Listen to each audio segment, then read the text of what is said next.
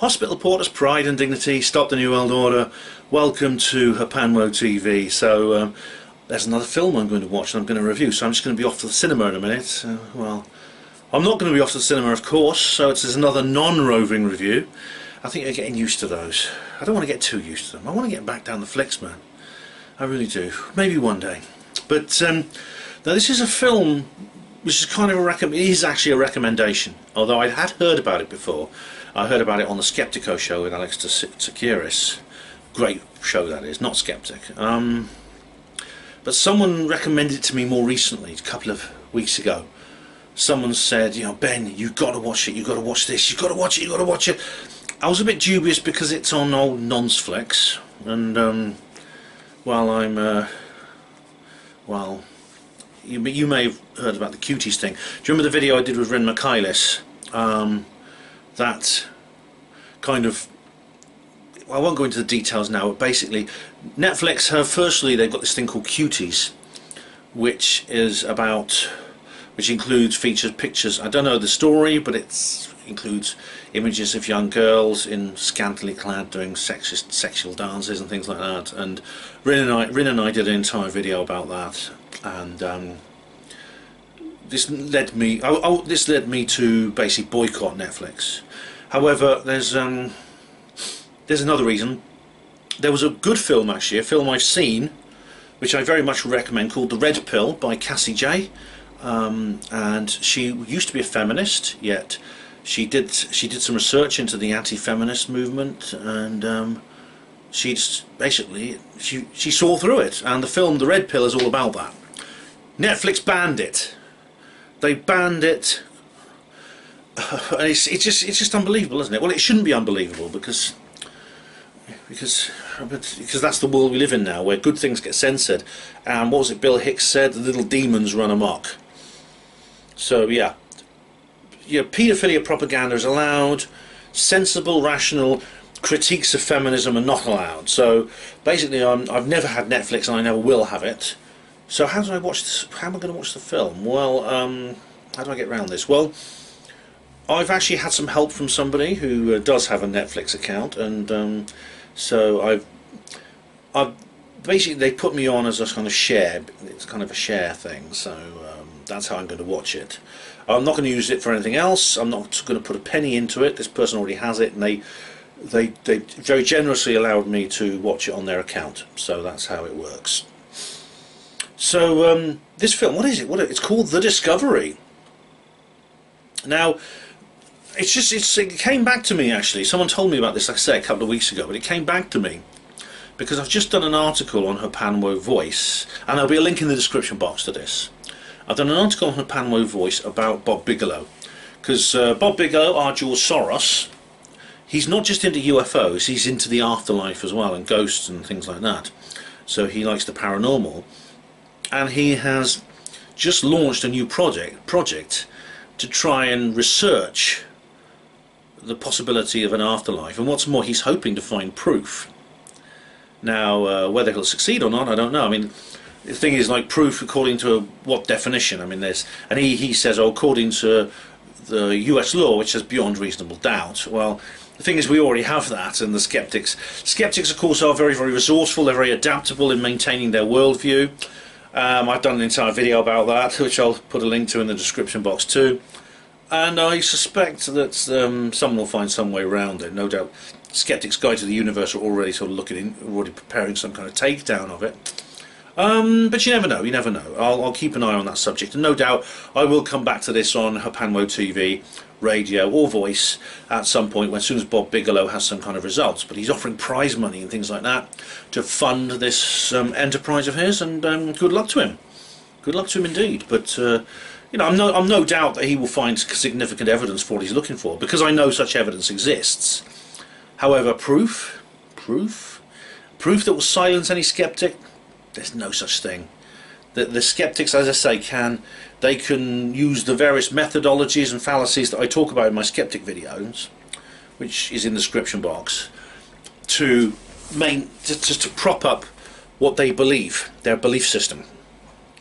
Now, anyway, on to this film. It's called The Discovery, and it's I know enough from just watching the trailers and what the person who recommended it to me said, to want to watch it. It's interesting, because I do these videos on disclosure about what would happen if it was proved that there were aliens. There's other forms of disclosure as well, and I've been meaning to cover this in more detail because I did touch on it in my Helen Duncan video and my Skeptic video too. What if there was disclosure of something else, not just aliens?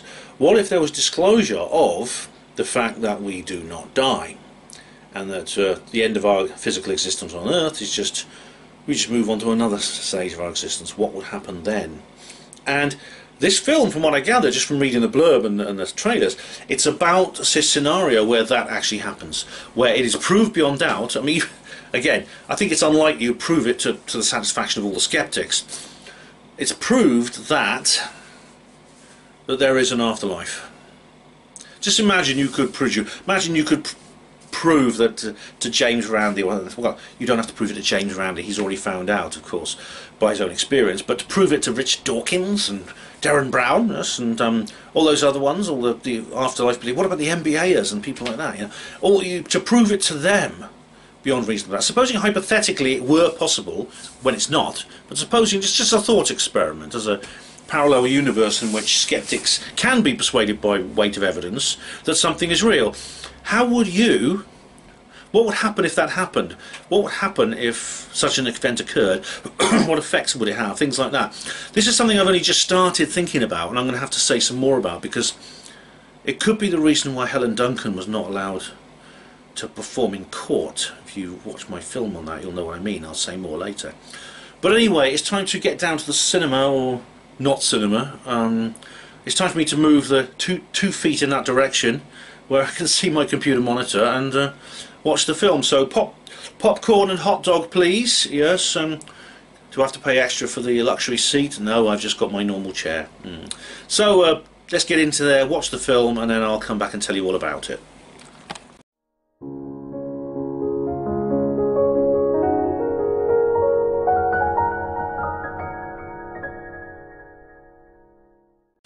Right, well, that was quite something. I finished watching the film.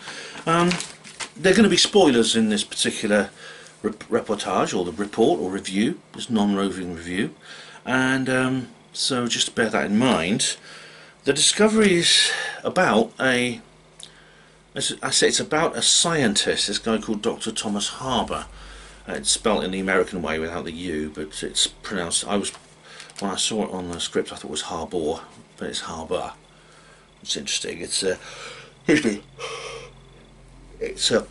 place where, safe harbour, warm harbour, etc., etc. It's kind of like a symbolic name, I think. I don't know. But what he does is he just discovers proof of the afterlife in exactly the same way that Bob Bigelow wants to discover it. I mean, it's something that it's so obvious that all the scientists have to accept it, all the skeptics admit to it. And again, I said earlier, I think that's very unrealistic, but just hypothetically, you can just imagine that might happen. And I think there's some very interesting implications here, because I talk a lot about disclosure, don't I? UFO disclosure. And I mean, I've written 3 books about it, about what the implications on society UFO disclosure could bring. But that's not the only kind of disclosure, I've realised. There may be another kind.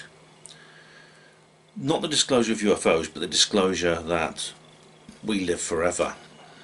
What effect would that have on the society? Because there's no reason really to think that the powers that be, who for all kinds of reasons that I've described before, want to prevent us knowing we're alone in the universe, might also want to prevent us might want to prevent us knowing that we have eternal life. Possibly for some of the same reasons they don't want us to know that we're alone in the universe. I mean, obviously there's not a free energy issue with that, but there's a psychological issue, and I think this comes up very much in this film. In fact, when the film began, I thought it was skeptic propaganda, because I mean, I don't really think this necessarily follows, but some skeptics believe that if we found out, if we knew for certain there was an afterlife, that the value of this particular life would diminish. I mean, Richard Dawkins is always going on about this. I mean, he's made a video. I made a video taking a piss out of him, actually, called Richard Dawkins MBA Criminal, where he basically says, I think there's a nobility in knowing that this is the only life you'll have, and it makes this life all the more precious and all the more wonderful and all the more wanting to hold on to it. I mean, he once said also, he also said that he thought that all suicide bombers were religious. That's actually not true. There's this is interesting. I mean, that was kind of an assumption he made, because we hear all about Muslim suicide bombers mostly, but there's a good documentary called The Cult of the Suicide Bomber that indicates it's actually that suicide bombing is actually part of secular Middle Eastern culture. And there are like communists who are atheo-materialist Marxists, you know, who don't believe in an afterlife, who go on suicide missions. So I think it's more complicated than Dawkins is making out. But Dawkins tends to simplify and I think strip everything of any sense. He's actually a very shallow man when it comes to this sort of thing, and he should have just stuck to doing biology, basically. What happens is Dr. Harbour makes this discovery, because what happens is in the film, the moment he goes public with discovery, the suicide rate shoots up, because people, now they realise they have an afterlife, well, they don't really need to hang on to this one. What's it called? It's just a way of relieving pain and problems, is the line they use in the movie. And so suicide rates start shooting up. There's like the first scene is on board a ferry boat going to an island, because this guy Le Harbour lives on an island because he's being hounded by fans and haters non-stop. And the film begins with his son Will on board this ferry boat, and he goes on this ferry boat. There's like a board on the wall, and it's like stay in this life campaign. It's like, you can just imagine something like this happening. Stay in this life, hashtag no more suicides, things like that, hashtag stay in this life. It's on this board. It's an interesting film. There's the style, I should say, is quite. In most of the scenes are filmed with a handheld camera. It has a kind of slightly fly on the wall type feel to it. Some of the scenes certainly are very fly on the wall, almost mockumentary type or docudrama type scenes to them. Very interesting. But what happens? He has what Harbour has done, and maybe he feels a bit of subconscious guilt. But he's living in this stately hoe. Excuse me. Which he set up as a hostel for people who've tried to kill themselves because of his work and failed. And he's engineered it as a kind of cult. People wear uniform jumpsuits and things like that. Which of course is, I mean, he admits later on that it's just theatrics to give them something to live for, give them a sense of community and things like that. But what's interesting is that at 18 minutes into the film, Will is talking to his father, and he said, can you just tell them all, he's disturbed by what's happening. Now, he's a neurologist, and he's also slightly sceptical, which is interesting because, of course, skeptics always say proof would convince them, and this takes me back to what I've said about skeptics, if you check the link in the description box. But he says to his father's this crusty old scientist who's a little bit megalomaniacal, played by Robert Redford very well indeed, who's he says, Dad, can't you just tell everyone that you were wrong? Just roll it, take it back, he says. And he says, just tell everyone you were wrong. And he says, but we weren't wrong. What I discovered was the truth. And Will says, but it's not the truth. We were wrong because millions of people have killed themselves. And that's interesting, isn't it? Because we were wrong because millions of people have killed themselves, which what he means is we have to tell everyone we're wrong because millions of people killed themselves. But the father, Dr. Harbour, keeps saying, but we weren't wrong, this is the truth. And this brings us to the issue of whether, should you say something is true, even if the consequences of saying of it is true are really awful. This takes us back to the Platonic noble myth.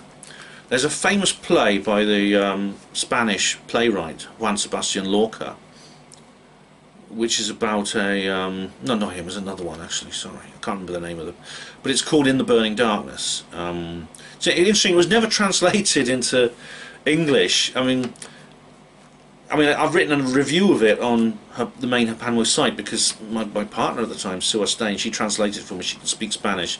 She translated it for me, and as far as I know, that's the only translation into English I know of. It's about a group of blind people who live in a hostel for blind people, and it's like being in the Matrix. They don't realise there are people who can see.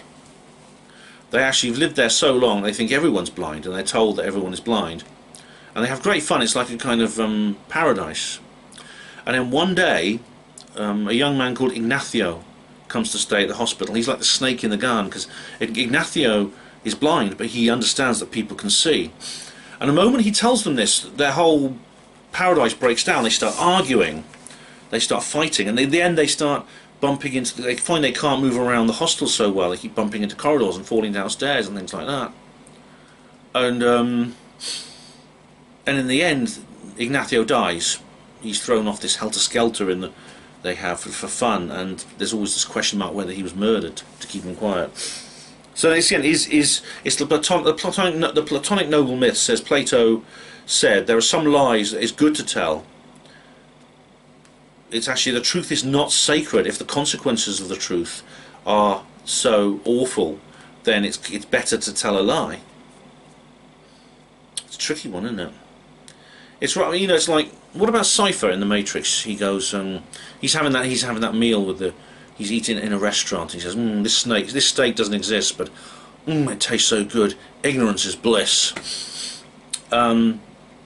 Cypher has made that decision that the truth is not sacred, and he's willing to live in a pleasant illusion. Is it better that we live in a pleasant illusion? Will is trying to persuade Dr. Harbour, his father, the scientist who made this. They call it the discovery. People are dying because they say to get there. It's like a little catchphrase. Committing suicide, they say to get there. There's this phrase there, which is the afterlife, and no one knows what it is at first, but it later on comes out.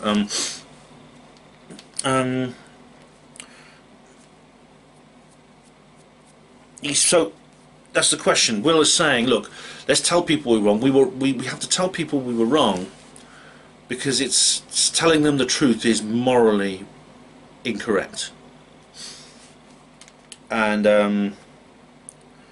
Mr. Dr. Harbour says no. We have to. If something happens, if I discover something, I publish this discovery because I believe it is right. I believe what is and has a sacredness of its own, and that we can't just choose not to say it just because it might have terrible consequences. We can't lie to people just for the purposes of safety. Which is what's right, what's wrong. It's been an interesting question. I had a long debate with that. With Sue. Sue and I had long discussions about it, because I was more, oh yeah, you've got to know the truth, and she was more kind of, no, maybe Ignacio was wrong to tell them. I thought Ignacio did the right thing in this play, and Sue said no. It destroyed the idyllic life that these blind people were living. But at least they knew the truth, you see. Now, it could be that these sorts of discussions that Will had with his father in the film go on all the time. Is it right or is it wrong to tell people? We've made this discovery. It could be that UFOs are real. It could be that there's an afterlife, as in the movie. It could be that there's a cancer cure. All these other things. Is it right to tell people? Or should we just let them live in blissful ignorance? Or usually they may dress it up like that and disguise it. Dissembling, I think that word is, where you disguise your own motives. I had to look that up in the dictionary. But deep down, I think with the UFO cover-up, it's to benefit them, not us. So it's interesting, that. Interesting question. But there's other reasons, I think. Well, see, I've never understood Dawkins' argument, and many skeptics make this argument. If we knew there was an afterlife, it would diminish the value of this life we have now. And I personally have never understood that. I've never understood why that is, or why it should necessarily be. I don't think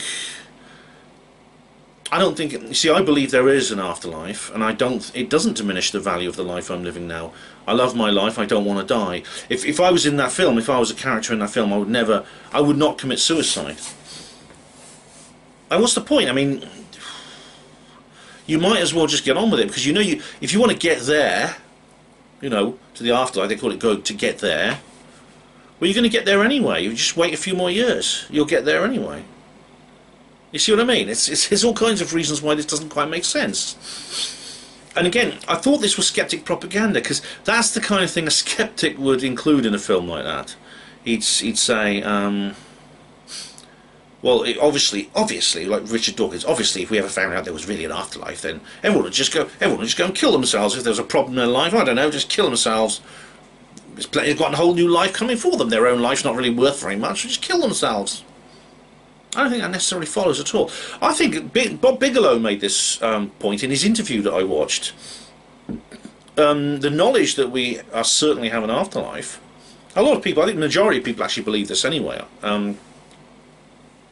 actually enhances the life you have now. It reduces the fear of death.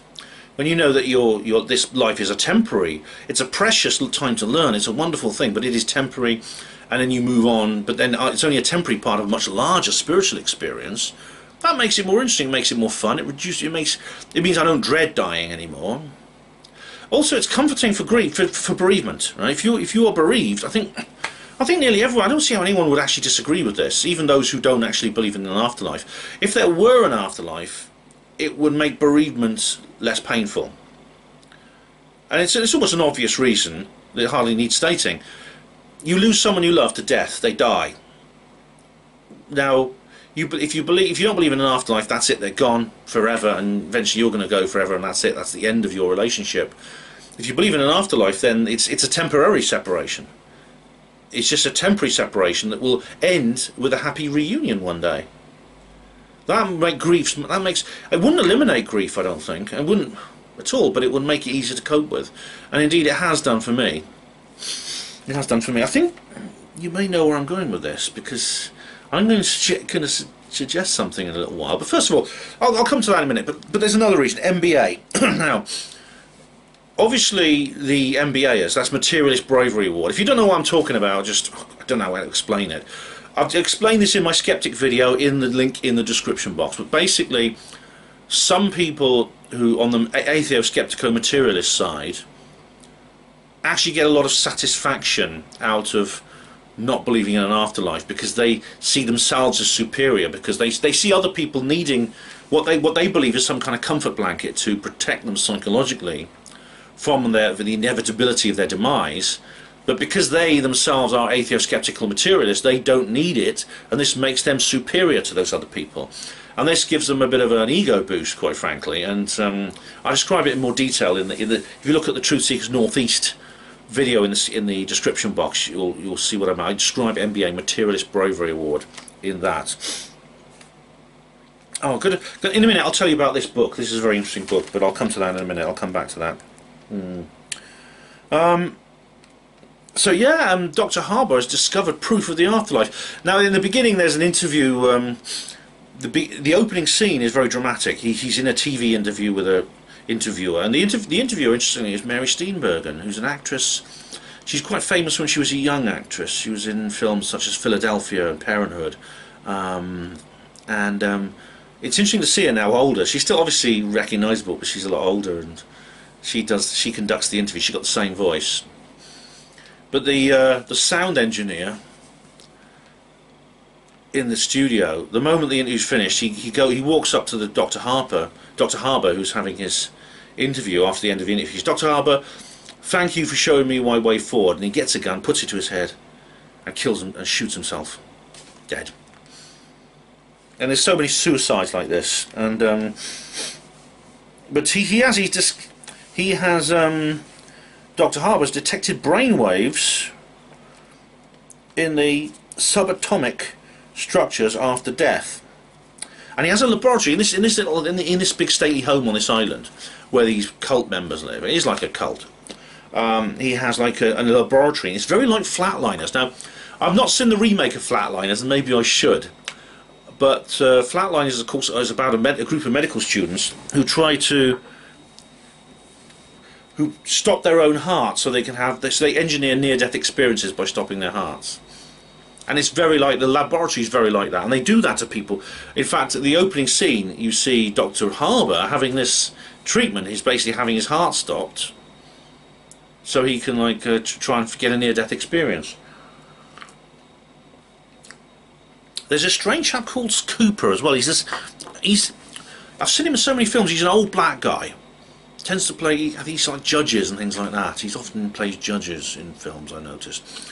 And he's a rather strange chap because he carries a dictaphone around with him, and he's always talking into it like he's talking to himself, but he's talking to this dictaphone.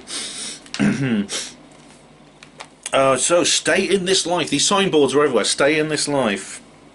Again, you know, it's funny enough, Will actually claims that he meets this woman called Isla on the ferry boat, and they kind of, it reminds me a little bit of Eternal Sunshine for the Spotless Mind with Will, where there's this guy played by Jim Carrey. I can't remember the character's name, but he meets this woman called Clementine, played by Kate Winslet, and it's very like that. They're on a train instead of a boat, but it's very similar. Will, he's Joel. His name is Joel Barish. Is the name of the character. Yeah. Will says he had a near-death experience when he was age 5, but he's still. It's weird because like he's a skeptic who doesn't believe, but then you think he's a skeptic that doesn't believe, but then you realise his ulterior motive is what I've just described. He just hates what his father has done. And in fact, he used to work with him. It's like a family thing because, well, the mother killed herself. You see, before that. Sorry, there are going to be spoilers in this. I told you. The mother killed herself. Hang on. Just the lighting. The mother killed herself before even before the discovery. It was just she was depressed because she felt her husband wasn't paying her any attention. She was very down. And then there's this. Will's got a brother called Toby, who is he's sort of like a bit younger, I think, and he's rather more juvenile. He's not as mature as Will. He's sort of like big floppy hair, you know, and he's again, there's a character in Eternal Sunshine of the Spotless Mind a bit like him. And there's this young woman called Lacey she's not like in the family, but she's like an adopted daughter, I think, of Thomas. And now you see what they're starting a new experiment with this. They say, okay, we've shown them that there's a door to another world, another plane of existence as he calls it, but now we have to show them what's behind the door, and he's planning actually to get a glimpse of this afterlife to show people. I must say, Isla, this character Isla, she's a bit of a template. Now this is a problem I've noticed in, I mean, it's an interesting story, she plays an interesting role, but the character herself is not very well developed. I've noticed this in films in modern times, and it's got a lot to do with feminism. But you tend to get template female characters. Now, I don't know if it's fair to say that Clementine in Eternal Sunshine is one of these. She's a bit like that. But they tend to be, I think they're sassy, I think the word is, where they're very sort of assertive and bullish. Emotionally troubled, usually because of some evil white heterosexual man. And they swear a lot, and they like bossing men around. And that type of template character you get everywhere now, and Isla is one of these. She's played by this young blonde woman, but it turns out actually it's all connected because she had a son. You see, she had a son, and he died age 5, and it's very interesting now.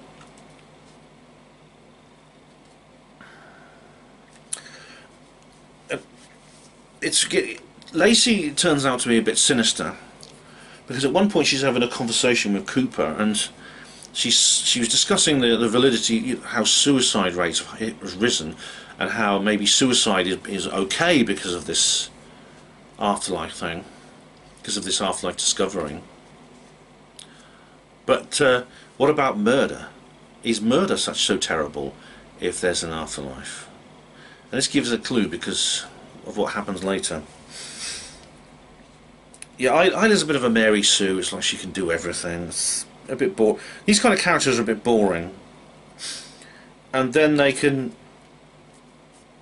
and then what they do is there's some comedy moments in this because they have to steal a dead body from a hospital mortuary. It's quite funny, and they have to distract the technician and things like that. And what they want to do is by hooking this body up to this thing called the device and scanning their brain with an EEG, they put like EEG dots all over their head. They actually manage to get images on this machine, which they say is the afterlife. And there's all sorts of other questions. I mean, do animals have an afterlife? That question comes up. I think consciousness.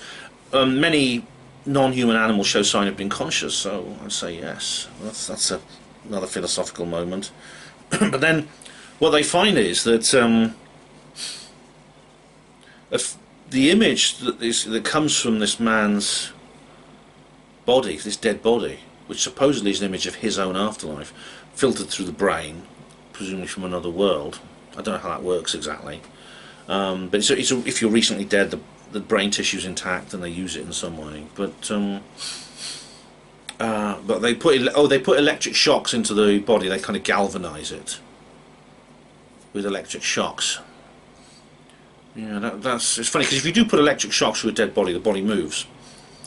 Interesting, that was demonstrated by Galvani, the scientist who discovered it, and the young girl Mary Shelley was actually in the audience watching, and that's how that inspired the book Frankenstein. And so, but then what happens is Will begins to think that it's just a memory. What happens is that Will thinks that Dr. Harbour has just discovered something. He's just basically discovered a way of memory. He says this is not the afterlife. This is just this man's memory stored in his brain. And to prove it, he tries to locate the images. He uses the images from the session, from the Galvani session, and he compares it to real places, and eventually he tracks down where this place is. But then it gets more interesting because he discovers first of all that it appears to be a memory from the man's life 10 years ago. Then he discovers there are differences between reality and what he sees on the screen that indicates this can't be the man's memory.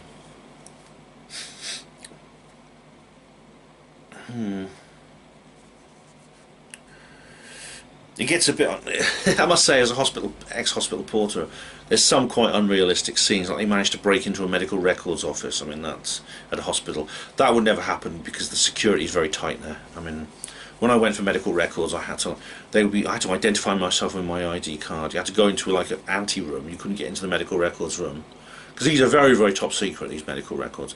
And they would hand it to you in a sealed bag with like a signed, sealed clip on it. And you delivered it to where you wanted to be as the porter. And if that clip was not intact when you got to the destination, you'd be in big trouble, because legally that clip is absolutely necessary as a continuation of custody for the medical records. And you as a porter could be in big trouble if you turned up at the ward and that clip was off or broken, the seal was broken. Legally, you could be the one who read those medical records, and you'd be in deep shit. Because you see, the man has a tattoo of some waves on his arm, but then when they look at the image from the Galvani session, they see it's a picture of a lighthouse. So it's different. It's not a memory. It can't be a memory.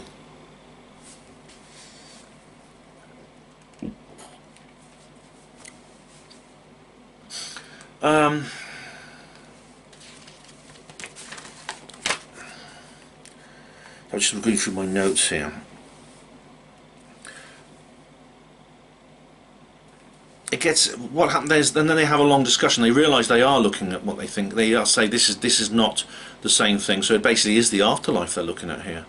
It looks very much like the world they're in now, and that's very interesting because that comes up later on. But then there's this very interesting scene where they have this discussion. If we have whatever problems we have in this life, it's no good just pressing the reset button. We have to face them now, because we'll only just have to face them again in another world. It looks like the afterlife is very much like this world anyway. So we might as well just face them in this world. And that's true, actually. That's true. It's not different. Somewhere else is not that different. You've got to learn what we learn while we're here. But then it gets a bit weird, because Dr. Harbour decides to hook himself up to the machine, this device, and he has an image of his wife, and he stops her from committing suicide. And then they suddenly realise, and then what happens is then Will does it. He locks the door, but they try to stop him, and he realises that then he finds himself back on the ferry, and he meets Isla, this woman Isla, who he has a relationship. He falls in love with her, and then he discovers that the afterlife is actually just another form of the life you have now, with slight differences. When you die, you go and you live the same life, but you make slightly different decisions. And he meets up with Isla, and he realises that he's met her before.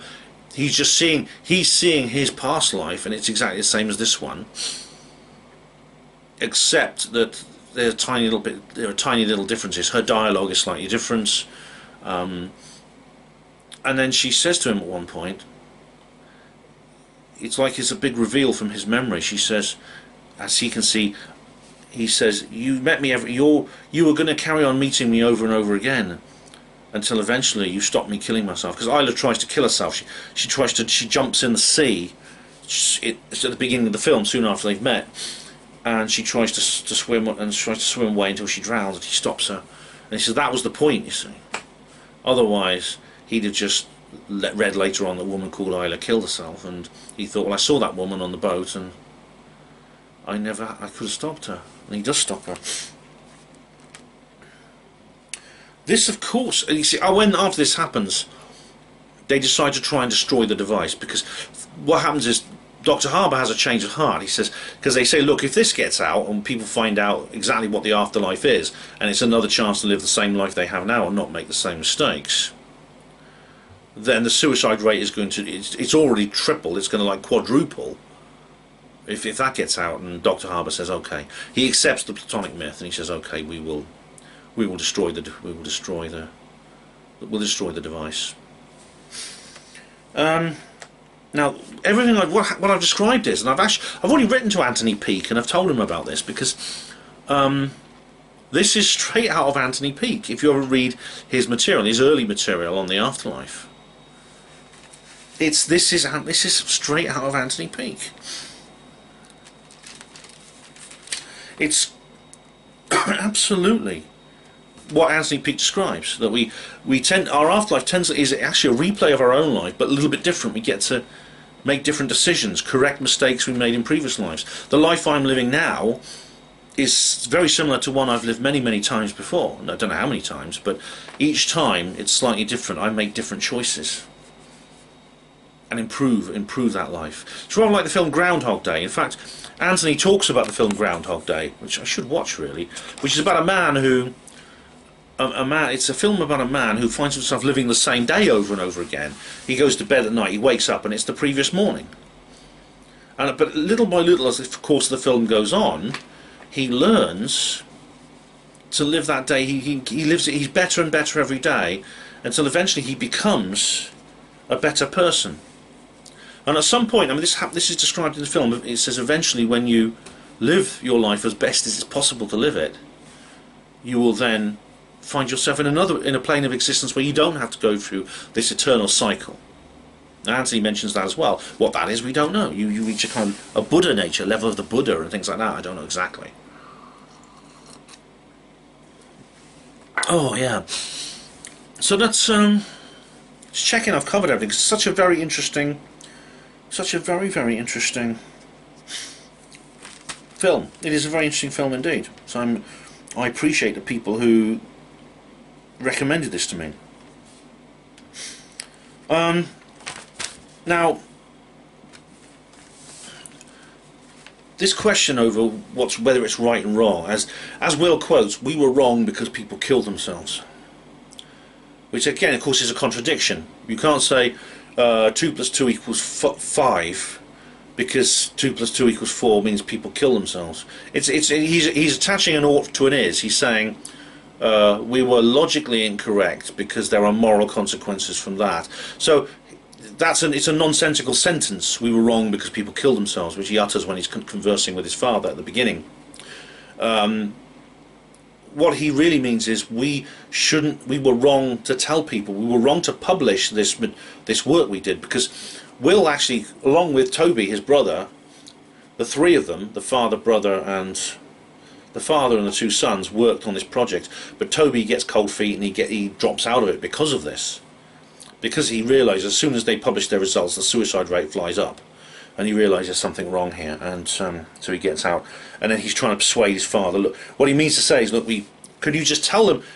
Could you lie and say you were wrong? In other words, try and roll this back, so that the suicide rate will then drop. And say, look, he just wants people to go public and say, look, I made a mistake. I don't have proof of the afterlife, so please stop killing yourselves, guys. Which, of course,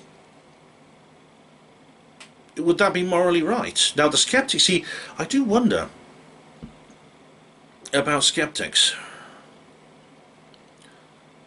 Is it possible, you see, because when I've been looking into psychical research, there already is significant evidence to say there's an afterlife. It already exists. Skeptics deny it through various different ways, but is it possible that some of the skeptics who deny this existence of eternal life in different forms forever,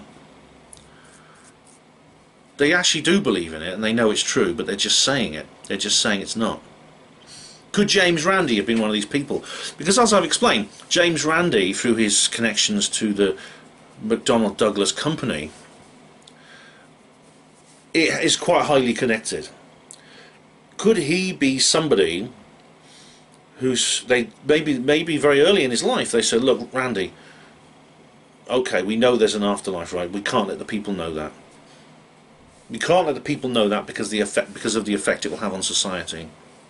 We have to keep the secret. We have to keep people in ignorance. Or they can buy an off-the-shelf organised religion if they like, or they can be atheo-skeptico-materialists and believe in no afterlife. We cannot allow them to know that when we die it's not the end, because if we do it'll have a terrible effect on society. Maybe they will predict what this film is essentially predicting. This is why I thought it was skeptic propaganda. Maybe they will say, well, look, if this gets out, every time someone gets into debt and they run up their credit card to the top, they're just going to go and jump in front of a train so they can kind of reset it. Or it's going to happen continuously. And Randy will say, okay, look, I'll dedicate the rest of my life to being a skeptic, putting out disinformation that there is no afterlife. Maybe there are other skeptics in that position too. And maybe this connects to Helen Duncan. I hinted at this in the videos I made about her. I'll put a link in the description box to the Helen Duncan portal which I created, which itself has links to all my Helen Duncan publications. Why was she not allowed to perform in court? To remind you, Helen Duncan was a psychic medium. In 1944 she was arrested and prosecuted under the Witchcraft Act of 1735, this archaic law for those the pretending of the conjuration of spirits. She was basically accused of being a fake medium under this very archaic law. Locked in Holloway prison for 9 months. The reason was it was all to do with espionage, because the government were concerned that she was giving away wartime secrets. This was 1944, it was in World War II. They were preparing for D-Day. We know that British intelligence were watching her. We know that they concocted a case against her. Now, if our side were watching her, you can damn sure the enemy was as well. And so they were worried about their sailors and soldiers and other people with all the secrets of D-Day coming up in the seances and giving it away. And one enemy spy's in the room and that's it. Secret's blown. So they put Helen Duncan away in jail. Now part of Helen Duncan's defence, as I explain in the link in the description box, was that, oh look, she says, I'll prove I'm a real medium. I'll do a seance in court. and she almost managed to do it. Well, the judge refused, and then there was an appeal, and the jury were polled, and the jury refused. The jury declined, which is weird, why they would do that. I mean, if I was on that jury, I'd say, bloody hell, I want to see this. You normally have to pay 12 shillings to watch this. At one of the, it's expensive to go to one of her seances. I can see it for free, and I can see history being made. But it would, you see, it would set a bit of a dangerous common law precedent, wouldn't it? Because first of all, it would, if this was allowed to be done in a court of law, and she went into trance and started producing ectoplasm in the court, this would essentially be a confession on the part of the state that the afterlife exists. And so maybe that's maybe the reason Helen was not allowed to perform in court had an awful lot to do with the fact that it would essentially declassify the afterlife. It would be like disclosure with a capital D, not for UFOs, but for life after death. And even maybe as long ago as the 1940s, the cover-up was already in place. In fact, you know, you could maybe it went back through the golden age of psychical research. You know, around about 1850 to 1930, there was a kind of halcyon era for psychical research, and it's possible the decision was made to keep it quiet back then because of the effect it would have on people. Maybe they did believe everyone would go around killing themselves. Now, I personally I'm not sure that would happen. You know, that there'd be a huge spate of suicides the moment it was revealed that there was such a thing as life after death. I'm not sure that's the case. You see, I would not kill myself if it was proved scientifically that there was life after death. I wouldn't want to give up this life, and I don't know anyone else who would. I mean, probably the people who claim that everyone, it's like this idea. You know, what would happen if the aliens landed? Oh, everyone would panic. Well, would you panic? No, I wouldn't panic. Other people would panic. Right? Okay. Everyone else would panic except me, because I'm superior to everyone else. And if you go to other people, they'll say the same thing. Eventually, when you've gone around a couple of dozen people and they're all saying, yes, everyone would panic except me, you have to come to the conclusion that possibly very few people would panic. Everyone thinks that everyone else would do it and they wouldn't. Maybe nobody would, or very few people would. And I think it may be like that with this afterlife suicide thing. I mean, I wonder if Richard Dawkins had anything to do with this film. I mean, it is annoying actually when, and it is fitting, I think, with the skeptics. But I think it provides grounding, at least on a theoretical level, that the conspiracy I've just described is real. I don't know. You see, this is completely new to me. I've not really explored this in any detail. But is it possible that this conspiracy actually exists? I'd have to try and find evidence for it. I mean, I can't accuse Randy of being involved without evidence. I can't accuse Professor Chris French or Brian Cox or any of these other skeptics of being involved without evidence. But could it be possible that this is being kept? This secret of life after death is being kept from the people in the same way the secret of UFOs is? I don't know. Now, when someone told me about this film, I remembered a book I once read long ago, I think it must have been at 18, when I started ordering loads of books because I got really into mysteries and things like that. Yeah, it goes back a long way, this interest in mysteries and things like that. It's long before I started Panwo. And one book I remember very well was The Search for the Soul, and it's from the Mysteries of Unknown series from Time Life. And it's a very well, and I thought to myself when I thought this book, I thought, hang on a minute, I remember there was a book where they talked about trying to prove the afterlife and the presence of the soul. So I thought, oh, where is it? I started looking everywhere I could to find, where the bloody hell is this book? It was a great book. Have I lost it? Where's it gone? Where's it gone? Where's it gone? Well, here it is. I found it eventually. The Search for the Soul. There's no author. It just says Time Life Books. There's probably the authors. There's numerous authors listed inside. What's interesting, it's a good book, very well designed, sort of glossy hardback book here. So you see, it's quite good. The Great Soul Trial. Oh, this is interesting. Yeah, this is. Here we go. Yeah, early one chilly November morning in 1949, a 70-year-old Arizona miner and prospector named James Kidd. He died actually. Yeah. No, he disappeared. Sorry, I don't want to read this out verbatim. But he disappeared, and he left behind a letter which was his last will and testament. And it turned out he had quite a lot of savings. He had like stocks and shares and things like that. So he was in quite a low-paid job. He lived a $4 a week shack where he lived. He was quite poor. He appeared quite poor, but he had a lot of savings. It was, what is it, 18,000 US dollars worth of stock. So a lot of money in those days, 1949. And he left behind what he called his last will and testament.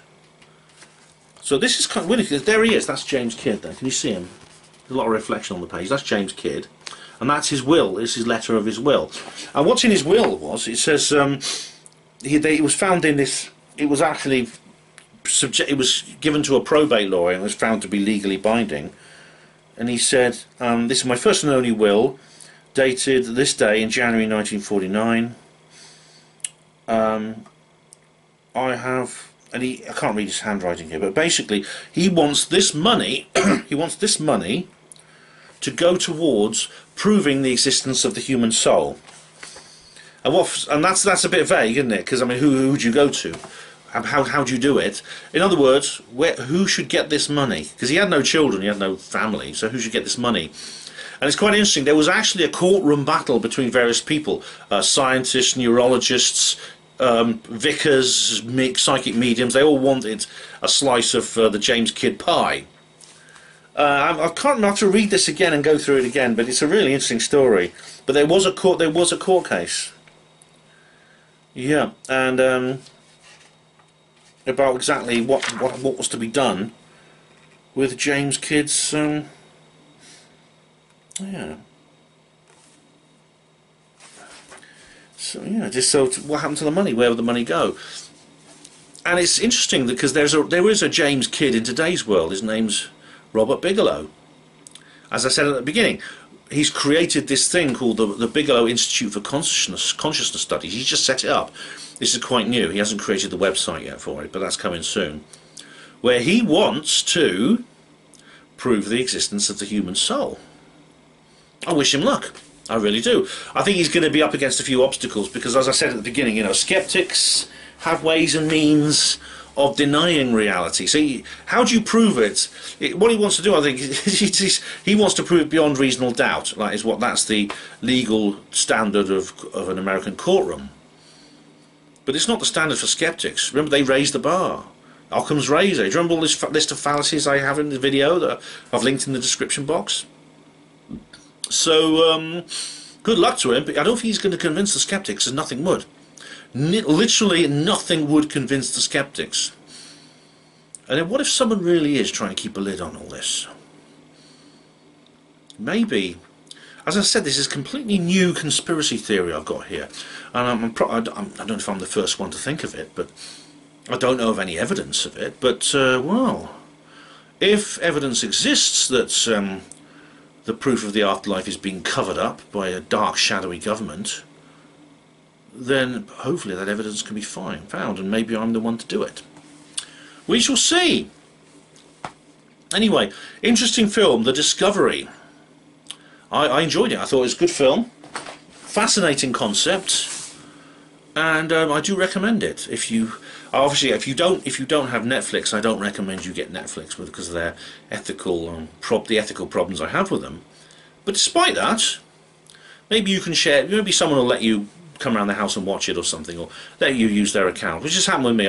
Someone I actually live with has allowed me to share their account. It's worth seeing, definitely worth seeing. So thank you very much for watching Hapanwo TV. Oh, there's been more videos coming soon. I've already filmed another one actually, and there's hopefully going to be another roving movie review, seeing as I've got plenty of time stuck at home and I can't go to the cinema. There's other films I can review, which I will do so. So thank you for watching Hapanwo TV. Hospital Porters, Pride and Dignity, Stop the New World Order.